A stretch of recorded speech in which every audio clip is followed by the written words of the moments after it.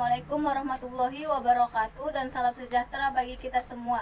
Terima kasih atas kesempatan yang diberikan. Dewan Juri yang terhormat dan hadirin yang kami muliakan, izinkan saya Khadijah Rusdiana Putri Rahab selaku pembicara dari tim Pro untuk mendudukkan mosi perdebatan kita pada kali ini, yaitu kita akan membahas seberapa efektif dan tidak efektifkah pendidikan daring dilaksanakan.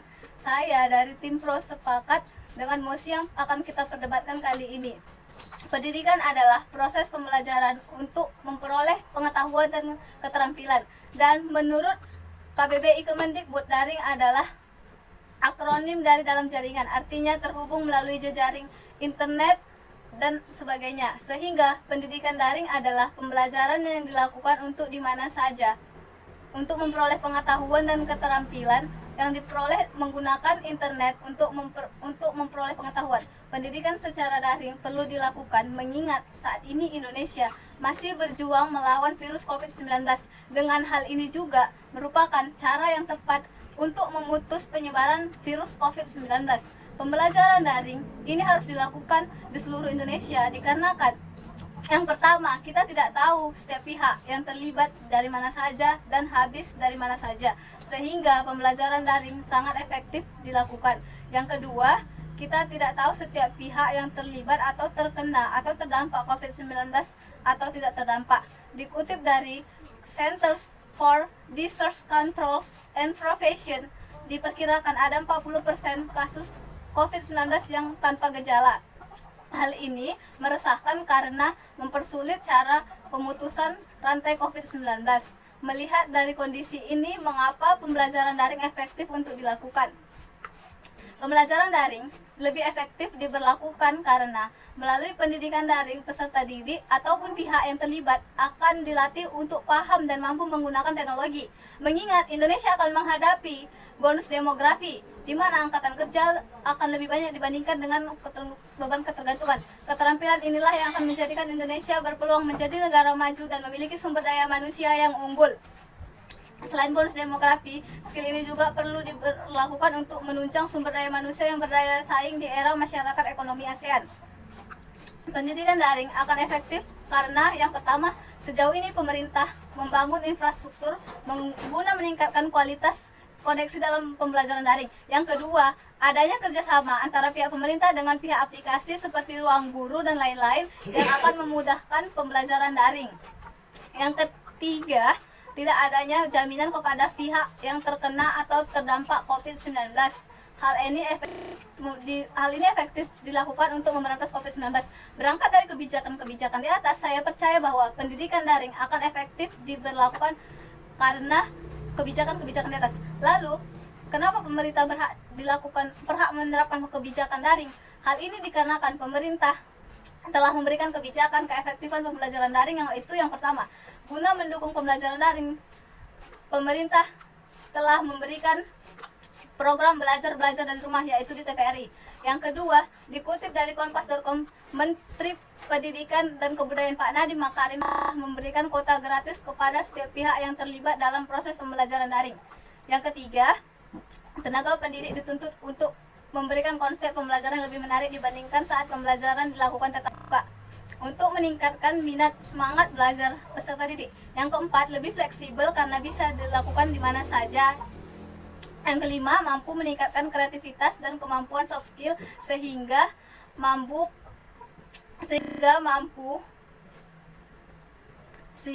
meningkatkannya. Kebijakan ini juga tidak merugikan karena yang pertama, mampu menghindarkan setiap pihak yang terkena virus COVID-19, karena menurut penelitian anak-anak dan orang tua adalah pribadi yang terkena COVID-19. Kebijakan ini dapat menyelamatkan banyak jiwa di tengah pandemi ini. Yang kedua, mengenalkan dunia digital. Mengakrabkan kita dengan dunia digital akan membantu kita dalam menghadapi 4.0. Adapun mekanisme pendidikan daring sangat diberlakukan karena tugas dikumpulkan via online. Jadi kita tidak harus tatap muka. Yang kedua, adanya tugas proyek dengan memanfaatkan barang-barang yang dimiliki untuk memanfaatkan konten belajar. Yang ketiga, pembelajaran dilakukan dengan memanfaatkan virtual room seperti Zoom, Google Meet, dan lain-lain.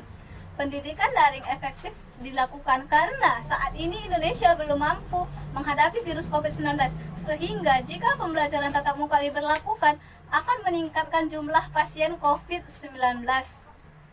Dilansir dari CNN Indonesia, Sekretaris Satuan Tugas atau Satgas COVID-19 Kota Cilegon mengatakan bahwa penutupan dilakukan setelah terjadi peningkatan jumlah COVID-19. Pak Erwin Harahap juga mengatakan sejak sekolah dibuka telah menambah 3 kasus COVID-19. Melihat dari status quo tersebut, kami yakin dan percaya bahwa pendidikan daring efektif diberlakukan. Jika tidak dari sekarang, apa jadinya bonus demografi yang akan dilakukan, dan bagaimana bangsa Indonesia akan menghadapi revolusi 4.0. Ini merupakan peluang bagi kita untuk siap menjadikan negara Indonesia menjadi negara maju dan memiliki sumber daya manusia yang ahli dan berpotensi untuk memajukan bangsa. Namun, Dewan Juri yang terhormat, jika kita mengabaikan hal-hal ini, bagaimana jadinya nanti kehidupan bangsa? Jika kita mengabaikan hal-hal ini, bagaimana kita akan menggapai cita-cita bangsa? Kita akan mengubur cita-cita bangsa. Belajar bisa di mana saja dan kapan saja. Kami percaya belajar bisa di mana saja dan kapan saja. Kami percaya jika pembelajaran daring tidak bisa dilakukan di daerah 3T. Namun, pembelajaran daring akan efektif diberlakukan jika pembangunan infrastruktur dilakukan secara merata. Namun, kami percaya Dewan Juri yang terhormat bahwa literasi teknologi akan mempengaruhi sumber daya manusia yang mampu bersaing. Akhir kata, saya Khadijah Rusdiana Putri mengucapkan terima kasih. Selamat siang dan salam sejahtera bagi kita semua. Dewan Juri yang terhormat, izinkan saya, Frandika Panjaitan, sebagai pembicara dari tim kontra untuk menyampaikan status quo bangsa Indonesia pada saat ini. Penutupan lembaga pendidikan sebagai upaya pencegahan dan penyebaran COVID-19 nyatanya tidak efektif. Dilansir dari CNN Indonesia, penutupan sekolah disebut berdampak sangat kecil. Dan data dari wabah SARS, Cina Daratan, Hong Kong, dan Singapura menyebutkan fakta bahwa penutupan sekolah tidak berkontribusi sama sekali dalam menanggulangi epidemi. Tak hanya itu, di Indonesia banyak keluarga yang kurang familiar dengan pendidikan daring. Pendidikan daring dianggap sebagai kejutan yang besar, terutama untuk orang tua yang produktivitasnya sangat tinggi dan yang terbiasa bekerja di luar rumah. Demikian juga problem psikologis yang dialami anak-anak peserta didik yang terbiasa belajar bertemu dan bertatap muka secara langsung dengan guru mereka. Seluruh elemen pendidikan secara kehidupan sosial telah terpapar sakit oleh pendidikan daring ini. Menurut Jurnal Sosial dan Budaya SRI, FSH UIN Syarif Hidayatullah menyatakan bahwa pendidikan daring ini berjalan pada skala yang belum pernah teruji dan belum pernah terukur. Tak pelak, di desa-desa terpencil yang berpenduduk usia sekolah sangat padat menjadi serba kebingungan. Keterbatasan infrastruktur teknologi informasi dan juga sistem yang tidak jelas menjadi salah satu penyebabnya. Selain itu, peserta didik juga mendapatkan beban ganda, yaitu adanya keharusan untuk memiliki fasilitas pembelajaran daring seperti HP, laptop, dan lain-lain. Kenapa? Karena ini merupakan syarat mutlak untuk mengikuti pembelajaran daring. Dilansir dari liputan6.com, seorang ayah bernama Ajang dari Garut, Jawa Barat nekat mencuri HP untuk anaknya. Hal ini ia lakukan agar anaknya mampu mengikuti pendidikan daring. Dewan Juri yang terhormat, kesenjangan seperti inilah yang seharusnya kita perhatikan. Bahwa masih ada masyarakat yang belum siap mengikuti pendidikan daring. Ini dikarenakan tidak semua peserta didik memiliki fasilitas ini. Dan tidak semua orang tua mampu memfasilitasi anaknya untuk mengikuti pendidikan daring ini. Lalu bagaimana mereka mampu bertahan dengan kondisi seperti ini? Memang benar, pemerintah telah memberikan subsidi bantuan kuota kepada setiap pihak yang terlibat. Tapi perlu kita sadari, setiap tugas-tugas yang diberikan, menonton video pembelajaran, mendownload video pembelajaran lain-lain, memakan kuota yang lebih sehingga kuota bantuan yang diberikan pemerintah tidak mampu mengcover semua jenjang pendidikan di Indonesia. Tak hanya itu, biaya bulanan atau SPP yang dibebankan kepada setiap peserta didik tidak mengalami pengurangan. Begitu juga dengan peserta didik baru yang mendaftar juga tidak mendapatkan diskon walaupun pembelajaran dilakukan secara online. Menurut Ika, salah satu pekerja di bidang penerimaan peserta didik baru di salah satu sekolah SMA swasta di Jakarta Selatan mengungkapkan alasannya. Menurutnya, mau anak sekolah tatap muka maupun secara virtual sama saja, tetap belajar seperti biasa. Dewan Juri yang terhormat, hal ini tentunya sangat memberatkan masyarakat, terutama masyarakat yang berada pada level ekonomi kecil. Kemampuan untuk memenuhi kebutuhan hidup semakin sulit dan menurun. Hal ini terjadi di semua kelas ekonomi. Dan hal ini diakibatkan oleh penghasilan mereka yang berkurang drastis, bahkan banyak pekerja-pekerja yang terkena PHK. Menurut Kementerian Ketenagakerjaan, hingga 31 Juli 2020 sudah ada 3,5 juta pekerja yang terkena PHK. Dewan Juri yang terhormat, bagaimana pendidikan daring ini dapat terlaksana dengan baik jika memenuhi fasilitas saja masyarakat belum mampu? Kami setuju dengan parameter yang disampaikan oleh kubu pemerintah, tapi sangat disayangkan Dewan Juri yang terhormat, pembangunan infrastruktur itu tidak sebentar dan pembelajaran daring sudah berjalan beberapa bulan. Apakah ini mungkin? Bagaimana kabar dengan masyarakat di daerah tertinggal? Apakah mereka harus berjalan kaki untuk mendapatkan sinyal? Atau mereka harus memanjat pohon untuk mendapatkan sinyal? Kami dari tim kontra merasa ini terlalu berisiko jika dilakukan, dan ini akan mendapatkan akibat yang buruk bagi setiap pihak yang terlibat. Perangkat pendukung teknologi jelas sangat mahal, dan masih banyak daerah-daerah yang di mana guru-gurunya masih berada pada ekonomi yang mengkhawatirkan. Menurut hasil survei yang dilakukan oleh KPAI di 54 kabupaten kota di 20 provinsi di Indonesia, terdapat fakta bahwa 76,7% siswa tidak senang diadakannya pembelajaran daring.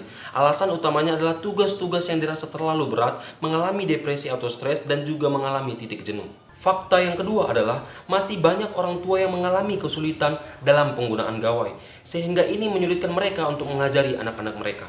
Peserta didik yang masih dalam kategori anak-anak menjadi kesulitan untuk diawasi oleh orang tua mereka karena ketidakpahaman teknologi dan karena kesibukan mereka bekerja. Serta pengenalan penggunaan gawai ini juga tidak pernah dilakukan pemerintah, baik untuk anak di jenjang PG PAUD, TK, SD, SMP, bahkan SMA. Sehingga kami merasa bahwa mosi yang diperdebatkan pada kali ini tidak terjustifikasi dengan baik. Dan inilah alasan kami menolak mosi ini. Kami percaya bahwa pendidikan daring tidak efektif dan tidak dapat dilaksanakan di semua aspek pendidikan. Karena, satu, pembelajaran tatap muka tidak ditemukan di pembelajaran daring. Bagaimana dengan mahasiswa jurusan kedokteran misalnya? Dewan Juri yang terhormat, tidak mungkin mahasiswa jurusan kedokteran melakukan praktik secara online. Dan jika itu dilakukan secara mandiri, maka pembelian peralatan atau alat-alat yang digunakan untuk praktik jelas sangat mahal. Kedua, kemampuan untuk memahami dan menyerap materi jelas berkurang. Mengingat siswa hanya belajar di depan layar HP dan komputer saja. Karena proses pemahaman suatu masalah hanya dapat diperoleh dengan menggunakan 5 panca indera. Pada akhirnya, pendidikan daring tidak efektif untuk dilaksanakan, dan kami lebih percaya jika pendidikan secara tatap muka jauh lebih efektif untuk dilaksanakan dengan ketentuan. Pertama, tetap mematuhi dan menjalankan protokol kesehatan. Kedua, menggunakan masker dan disinfektan. Ketiga, mengalihfungsikan bantuan subsidi kuota untuk pembelian hand sanitizer dan juga perlengkapan kesehatan yang akan ditempatkan di instansi pendidikan. Keempat, pendidikan tatap muka dilakukan secara bergelombang. Hari pertama siswa tingkat pertama, hari kedua siswa tingkat kedua, dan hari ketiga siswa tingkat ketiga. Begitu seterusnya. Kami percaya bahwa ini jauh lebih baik untuk dilakukan. Kenapa? Karena dengan begini kita akan mendapatkan paket combo. Yang pertama kita akan mendapatkan ilmu teori, yang kedua kita akan mendapatkan ilmu praktik, dan yang ketiga kita akan mendapatkan ilmu di kajian teknologi. Itulah mengapa kami yakin bahwa proposal kami lebih baik untuk menjadikan bonus demografi sebagai peluang menjadikan Indonesia menjadi negara yang maju. Mungkin benar, literasi teknologi itu penting, tapi jika kita bisa mendapatkan keduanya, bukankah itu lebih baik? Terima kasih. Assalamualaikum warahmatullahi wabarakatuh, dan selamat siang bagi kita semua. Terima kasih atas kesempatan yang diberikan Dewan Juri yang terhormat dan hadirin yang kami muliakan. Izinkanlah saya Fahmi Ramadhani untuk menyampaikan kesimpulan dari perdebatan kali ini. Pendidikan daring pada hakikatnya bukanlah pembelajaran yang baru di Indonesia, dan sebenarnya sudah diterapkan oleh beberapa pendidik sebelum pemberlakuan social distancing diberlakukan oleh pemerintah. Namun, istilah pembelajaran daring ini semakin gencar karena dianggap sebagai solusi yang tepat untuk mengatasi penyebaran COVID-19. Pembelajaran daring dianggap efektif untuk memberantas rantai penyebaran COVID-19 karena, yang pertama, dikutip dari Centers for Disease Control and Prevention, memperkirakan ada sekitar 40% dari pasien COVID-19 itu adalah pasien tanpa gejala.